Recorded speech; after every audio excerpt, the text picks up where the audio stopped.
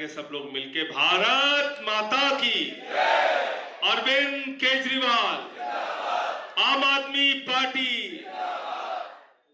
मंच पे आसीन इस क्षेत्र के लोकप्रिय विधायक मेरे छोटे भाई अखिलेशपति त्रिपाठी जी,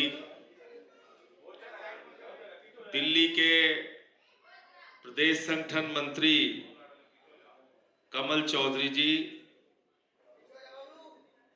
वीरेंद्र गौड़ जी जिला सचिव, विधानसभा के कोऑर्डिनेटर सुधीर भाई, विकास गुप्ता जी जो इस विधानसभा के अध्यक्ष हैं, कन्हैया जी संगठन मंत्री हैं, अशोक गुप्ता जी वार्ड के अध्यक्ष हैं, धर्मेंद्र जी वार्ड अध्यक्ष हैं, राजन जी वार्ड अध्यक्ष हैं, धीरू भाई, विक्की चावला जी, गुरवीर जी, नियाज भाई, ऋषि भाई और वर्षा जी हमारी वीमेन विंग की प्रेसिडेंट है, और एक एक कार्यकर्ता का जिनका नाम मैं नहीं ले पाया उनसे क्षमा चाहता हूं। एक एक कार्यकर्ता का मैं हृदय से स्वागत करता हूं, अभिनंदन करता हूं, वंदन करता हूं। और आप लोगों ने अपने आशीर्वाद से हम लोगों को विधायक सांसद बना दिया, लेकिन हम लोग अभी भी अपने आप को पार्टी का कार्यकर्ता मानते हैं, कार्यकर्ता ही है, और कार्यकर्ता बन के आपके साथ काम करना चाहते हैं, क्योंकि ये पार्टी कार्यकर्ताओं की पार्टी है। हमारे बाप दादा कोई राजनीति में नहीं थे, हम में से किसी के न विधायक थे, न सांसद थे, गांव के प्रधान भी नहीं थे, पार्षद भी नहीं थे। अन्ना जी का आंदोलन हुआ, हमें चुनौती दी गई, कहा गया कि अगर कानून बनाना है तो राजनीति में आओ। केजरीवाल साहब ने वो चुनौती स्वीकार कर ली। पहले कहा राजनीति में आओ, जब चुनाव में हरा दिया तो बोले राजनीति में क्यों आ गए। पहले कहा राजनीति में आओ, जब आके हरा दिया तो कहते भाई क्यों आ गए, अब जाओ यहां से। तो अब हम लोग जाने वाले नहीं हैं, राजनीति में ही रहेंगे और झाड़ू लगा के पूरी सफाई करेंगे गंदगी की।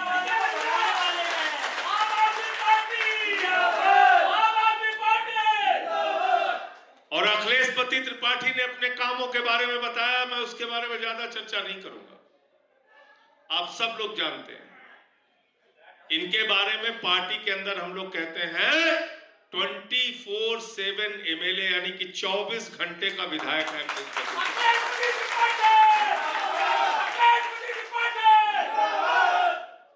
और कई बार मैं इनसे नाराज भी हो जाता हूं, तुमसे बात ही नहीं हो पा रही है, 2-2 घंटे हो गया। भैया यहां अस्पताल में फंसा था, यहां नर्सिंग होम, तो फिर डांट भी नहीं पाता इसको।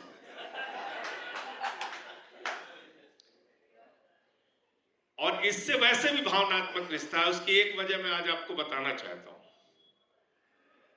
कि उत्तर प्रदेश की विधानसभा का चुनाव हो रहा था और इनकी ड्यूटी हमने लगाई, तो दिन रात वहां पे इन्होंने मेहनत किया। अंतिम दिन जब चुनाव प्रचार का था, मैंने कहा रात का समय है, आज मत जाना। लेकिन इनको किसी क्षेत्र की जनता का कोई काम था, किसी बुजुर्ग आदमी का, वो भी डर के इन्होंने बताया नहीं, बाद में मुझे बताया, अच्छा पंडित जी का, तो इनका कोई काम था, तो मुझसे बिना बताए ये रात में ही निकल गए। और निकल गए तो रास्ते में इनका एक बहुत जबरदस्त एक्सीडेंट हुआ। ईश्वर और आप लोगों की कृपा से, आप लोगों की दुआओं से इनको नई जिंदगी मिली है। लेकिन उस ड्यूटी पे मेरे कहने से थे वहां पे, इसलिए मैं इनका जीवन भर कभी भी इनके साथ नहीं छोड़ सकता।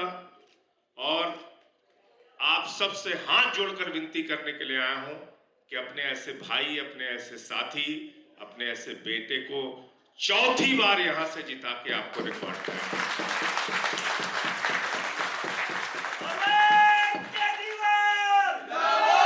साथियों और दोस्तों, संत कबीर नगर से जब यहां पे आए अखिलेश त्रिपाठी, तो आईएएस पीसीएस बनने के लिए आए थे, पढ़ाई करने आए थे। अन्ना जी के आंदोलन में आए, फिर पार्टी बनाई, उसमें आए, और पहला आंदोलन इस क्षेत्र में हुआ था, मुझे याद है, राशन माफियाओं के खिलाफ इन्होंने लड़ाई लड़ी थी और उस समय इनके ऊपर हमले हुए थे, इनका सर फूट गया था। हम लोगों ने यहाँ पे प्रदर्शन किया था और लोग कहते थे कि इस क्षेत्र से अखिलेश त्रिपाठी कैसे चुनाव जीत सकते हैं, ये पूर्वांचल की तो सीट ही नहीं है। आपने एक बार जिताया, 2 बार जिताया, 3 बार जिताया और चौथी बार भी आप जिताओगे, ये मुझे पूरा भरोसा। जिताओगे ना सब लोग? तैयार है ना सब लोग? और ये बात मैं आपको इसलिए भी कह रहा हूं कि केजरीवाल साहब के हम लोग सिपाही हैं। अरविंद केजरीवाल जी जब दिल्ली के मुख्यमंत्री बने, सरकारी स्कूलों का दौरा करने जाते थे, मकड़ी के जाले लगे रहते थे, बच्चे टाट पट्टी पे बैठ के पढ़ते थे, बच्चियों के लिए टॉयलेट का इंतजाम नहीं होता था मेरे भाइयों सरकारी स्कूल में। आज उन्हीं सरकारी स्कूलों को अरविंद केजरीवाल ने एयर कंडीशन कमरे आपके बच्चों की पढ़ाई के लिए बनाए हैं, एथलीट के ग्राउंड बनाए हैं, हॉकी के ग्राउंड बनाए हैं, स्विमिंग पूल का निर्माण कराया। बताइए हिंदुस्तान में एक भी राज्य बताइए जहां पे ऐसे सरकारी स्कूल। अमेरिका के राष्ट्रपति ट्रंप की पत्नी हिंदुस्तान आई, मोदी जी ने कहा गुजरात का स्कूल देख लीजिए, उसने कहा नहीं देखना। बोले मध्य प्रदेश का देख लीजिए, उसने कहा नहीं देखना। बोले हरियाणा का देख लीजिए, उसने कहा नहीं देखना। बोले योगी बाबा का देख लीजिए, उसने कहा नहीं देखना। तो मोदी जी ने कहा फिर देखना क्या है मैडम? तो बोले हमें केजरीवाल का सरकारी स्कूल देखना है।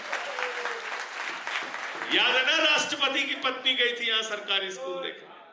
पहले लोग कहते थे अमेरिका से सीखो, अमेरिका से सीखो, अमेरिका से सीखो। आज अमेरिका वाला कह रहा है केजरीवाल से सीखो, आम आदमी पार्टी से सीखो, टोपी वालों से सीखो। हमने मोहल्ला क्लिनिक का मॉडल दिया, 200 तरह की जांच फ्री होती है, अल्ट्रासाउंड मुफ्त में होता है, डॉक्टर मुफ्त में देखता है, दवाएं मुफ्त में मिलती हैं। केजरीवाल साहब ने फरिश्ते स्कीम लागू किया। बोले रास्ते में किसी का एक्सीडेंट हो जाए तो छोड़ के भागना नहीं, उसको अस्पताल पहुंचाने का भी 2000 रुपए हम देंगे और इलाज में 50 लाख भी खर्चा हुआ तो दिल्ली की सरकार देगी, केजरीवाल जी देंगे। और अभी एक और स्कीम आई है मेरे भाइयों, बुजुर्गों के लिए। कई बार हमने देखा है एक इंसान जीवन भर अपनी पूरी जवानी अपने बच्चों को पालने पोसने में लगा देता है, बच्चों को पढ़ाने में, नौकरी कराने में, बिजनेस कराने में लगा देता है। लेकिन जब वो बूढ़ा हो जाता है, 60 साल से ऊपर उसकी उम्र हो जाती है, जब वो किसी काम को करने लायक नहीं बचता तो कई बार परिवार भी उसका साथ छोड़ देता है। बेटे समझते हैं ये हमारे ऊपर बोझ है। इंश्योरेंस कंपनी के पास जब वो बुजुर्ग आदमी जाता है, इंश्योरेंस कंपनी वाले भी कहते हैं आपका तो हेल्थ इंश्योरेंस हो नहीं सकता क्योंकि आप बुजुर्ग हो गए हैं। केजरीवाल जी ने संजीवनी स्कीम लागू करने का वादा किया है। 60 साल के ऊपर सारे बुजुर्गों का मुफ्त में इलाज होगा, चाहे 1 लाख का हो चाहे 50 लाख। बहुत अच्छी योजना लेके आए। दिल्ली में बिजली के लिए क्या मारामारी थी, घंटों घंटे बिजली कटौती होती थी। हम लोग झुग्गियों में दौरा करने के लिए जाते थे, लोग कहते थे केजरीवाल साहब बीबी का गहना गिरवी रख दिया बिजली का बिल चुकाने के लिए, घर की फ्रिज बेच दी, मोटरसाइकिल बेच दिया। अरविंद केजरीवाल ने मुख्यमंत्री की शपथ ली तो 200 यूनिट बिजली फ्री, 400 यूनिट बिजली आधे दाम पे। उन्होंने कहा गरीब के घर में रोशनी तो होनी चाहिए लेकिन उस रोशनी की कोई कीमत नहीं होनी चाहिए, 0 बिजली का बिल। पानी मुफ्त किया, बुजुर्गों के लिए तीर्थ यात्रा मुफ्त किया। एक गरीब आदमी, रेड़ी वाला, रिक्शे वाला जब सुबह उठता था पहले अपनी बेटी का चेहरा देखता था, फिर अपने जेब की तरफ देखता था, हमारी बिटिया कॉलेज कैसे जाएगी, 100 रुपए का इंतजाम कहां से करूंगा। इस दर्द को अरविंद केजरीवाल ने समझा और कहा कि माताओं बहनों के लिए बस की यात्रा पूरी तरीके से फ्री है। और 6 रेवड़ी के बाद 7वीं रेवड़ी संजीवनी और 8वीं और सबसे बड़ी रेवड़ी जो है वो है माताओं बहनों के खाते में 2100 रुपए हर महीने।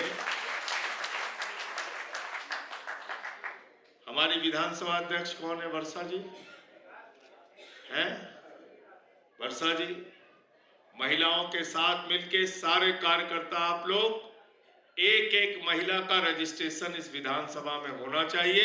उनको केजरीवाल का गारंटी कार्ड पहुंचा दीजिए और बोलिए सरकार बनने के बाद 2100 रुपए आपके खाते में आएगा। किसी घर में 5 महिलाएं हैं तो 10,500 रुपए उसके परिवार में आएगा। तो इसलिए ये काम आप लोगों को करना है।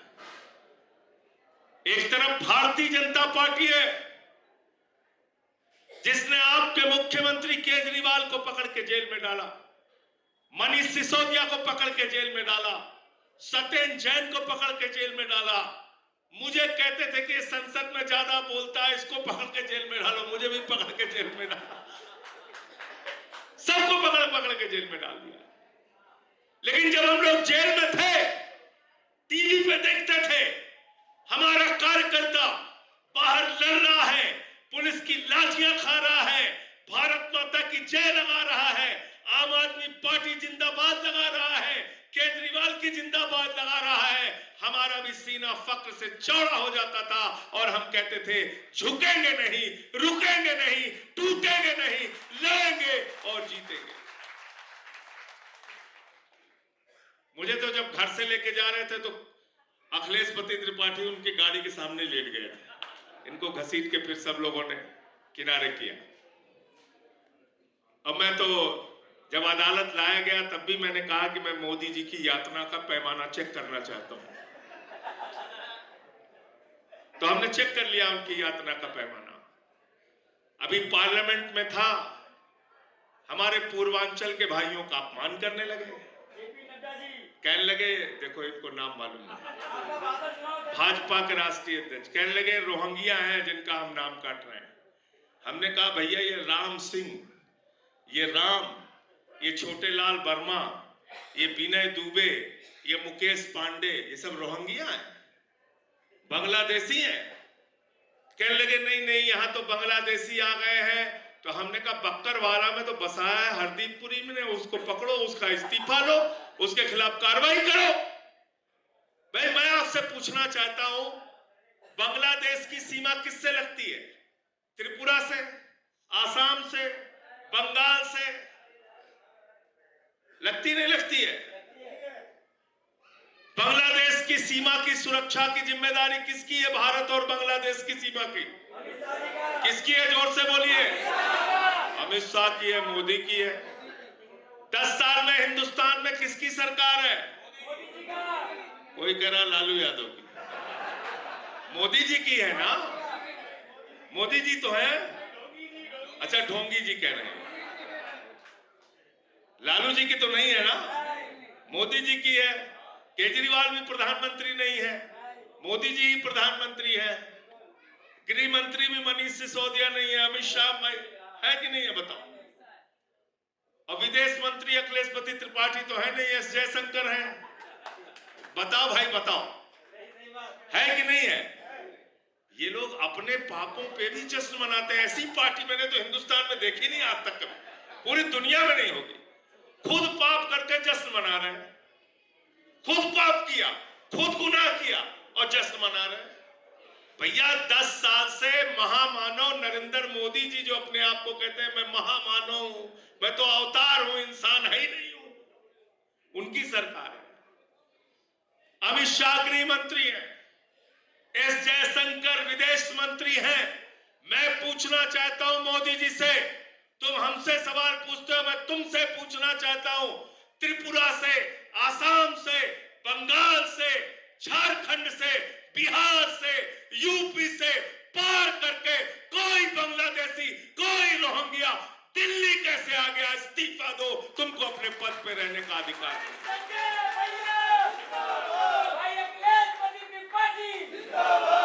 गलत तो नहीं कह रहा हूं, गलत तो नहीं कह रहा हूं। कैसे आ गए ये लोग यहाँ? और 10 साल से तुम घास छील रहे थे। 10 साल से तुमने 10 बांग्लादेशी भगाया। अच्छा, कोई बांग्लादेशी यहां पे मिल जाए, मान लो मॉडल टाउन में कोई नाइजीरिया का आदमी मिल जाएगा, उसको अखिलेशपति त्रिपाठी भगा सकते हैं? केजरीवाल जी भगा सकते हैं? कौन भगाएगा? एस जयशंकर विदेश मंत्री, वो डिपोर्ट करेंगे। तुमने इस देश के लोगों को मूर्ख समझ रखा है। ये दिल्ली है, यहां सब पढ़े लिखे समझदार लोग रहते हैं। ये ढोंग कहीं दूसरी जगह दिखाना। दिल्ली के अंदर मुद्दों पे बात करो। अगर बांग्लादेशी के नाम पे हमारे एक भी पूर्वांचल के भाई का, दिल्ली के भाई का, किसी पंजाबी का, किसी पूर्वांचली का तुमने नाम कटवाने की हिम्मत की तो पूरे दम से तुमसे लड़ाई लड़ने का काम करेंगे। ये मैं कहना चाहता हूं बहुत साफ तौर पर।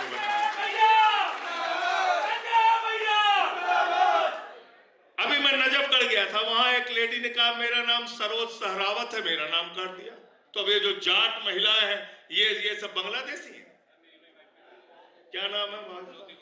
ज्योति गुप्ता। बताइए आप, अब ज्योति गुप्ता बांग्लादेशी हो गई, रोहिंग्या हो गई। तो इसलिए पूरा सावधान तरीके से रहिएगा, वोटर लिस्ट देखते रहिएगा। ये बड़े बदमाश लोग हैं। 46 लाख वोट इन्होंने महाराष्ट्र में कटवाया है। दिल्ली में गलत ढंग से 46 वोट भी नहीं कटना चाहिए। ये आप सबकी जिम्मेदारी है। एक तरफ झूठ बोलने वाली पार्टी है जिसने 2 करोड़ नौजवानों को हर साल नौकरी देने के नाम पे झूठ बोला, किसानों की एमएसपी 2 गुना करने के नाम पे झूठ बोला, महंगाई कम करने के नाम पे झूठ बोला, काला धन लाने के नाम पे झूठ बोला। बोले जहाज में भर के रुपया लेके आएंगे, बोरिया में भर के लाएंगे, ट्रैक्टर पे भर के लाएंगे, बैलगाड़ी पे भर के लाएंगे, और कितना पहुंचा देंगे हर खाते में? सबको याद है, कोई भूला नहीं। 15-15 लाख दे देंगे। यहां हमारी माताएं बहनें बैठी हैं, इन्होंने अपने पति से छिपा के 1500 की नोट संदूक में रखी थी कि बेटी की शादी होगी तो ये पैसा काम आएगा, घर में कोई बीमार हो जाएगा तो ये पैसा काम आएगा, अगर कोई घर छोटा मोटा बनवाना होगा तो ये पैसा काम आएगा। मोदी जी ने कहा माताओं और बहनों, यही काला धन है, लाइन में लगी है, इसको जमा कर दिया। नोटबंदी करके वो भी जमा करा दिया। तो आप लोगों को तो 4 झाड़ू मारना है एक साथ। भाजपा वालों ने जो आपका पैसा खाली कराया है, 4 झाड़ू मारिए। तो जो एक तरफ झूठ बोलने वाली पार्टी है जिसका नाम है भारतीय झूठा पार्टी, एक तरफ सच बोलने वालों की पार्टी है जिसका नाम है आम आदमी पार्टी। जब अपना वोट देने के लिए जाना तो केजरीवाल जी का चेहरा याद करके जाना, उनको दी गई यातनाओं को याद करके जाना, अपने बच्चों का चेहरा याद करके जाना, सरकारी स्कूलों को याद करके जाना, मोहल्ला क्लिनिक को याद करके जाना, जीरो बिजली का बिल याद करके जाना, जीरो पानी का बिल याद करके जाना, और याद करके जाना कि आपके खाते में 2100 रुपए आने वाला है। और बटन कहां दबाना है? कहां दबाना है? क्या निशान है अखिलेश का? क्या निशान है? क्या निशान है? और झाड़ू बहुत काम की चीज होती है। घर की सफाई करनी हो तो क्या चाहिए? जोर से बोलिए। मोहल्ले की सफाई करनी हो तो क्या चाहिए? और दिल्ली की सफाई करनी हो तो क्या चाहिए? और देश की सफाई करनी हो तो क्या? और किसी के दिमाग का भूत उतारना है तो क्या चाहिए? क्या चाहिए? हमारे यहाँ यूपी बिहार में जब किसी को भूत सवार हो जाता है, 4 लोग टंगरी पकड़ के उठा के लेके जाते हैं ओझा के पास। ओझा उसको मार झाड़ू मार झाड़ू मार झाड़ू उसका भूत उतार देता है। तो भाजपाइयों के दिमाग पे सत्ता का जो भूत सवार है, झाड़ू मार मार के वो भूत उतारने का काम आप सबको करना है। बहुत बहुत शुक्रिया, बहुत बहुत धन्यवाद। माफी चाहता हूँ इतनी देर तक आपको इंतजार करना पड़ा। बहुत बहुत धन्यवाद।